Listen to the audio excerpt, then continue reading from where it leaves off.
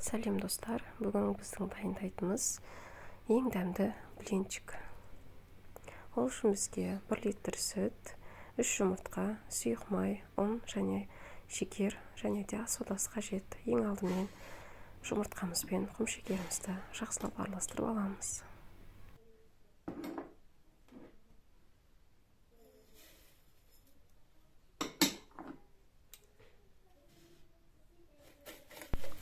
Енді осының үстіне сүтімізді құйып, тағы да жақсылап араластырамыз.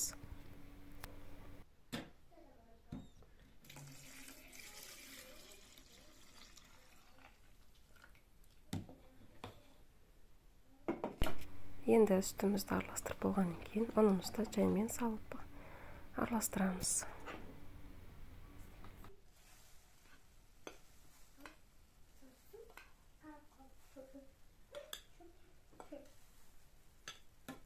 Ұнымызды толықтай іртігін жазып араластырып болғаннан кейін, ас содамыздан кішкене, міне мына үлкен қасықтың ұшымен салсаңыздар жетеді. Осыны тағы да жақсылап араластырамыз. Миксермен қосқызсаңыздар да болады, венчикпен қосқызсаңыздар болады. Бастысы іртігі толықтай жазылса болғаны. Оның үстіне сұйық майымызды құйып, жақсылап араластырамыз. Ингредиенттердің қанша мөлшерде екенін астында рецепт жазып қалдырамын.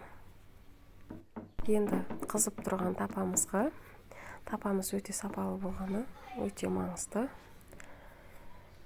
Дайын болған мастамызды құйып, қызарғанша күтеміз.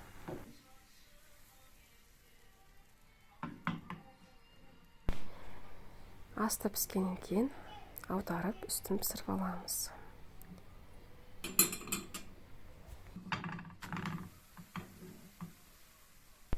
Міне достар, мен барлығын пісіріп алдым. Өте нәзік, өте жұқа, әдемі, дәмді блинчиктер. Сіздер де жасап көріңіздер.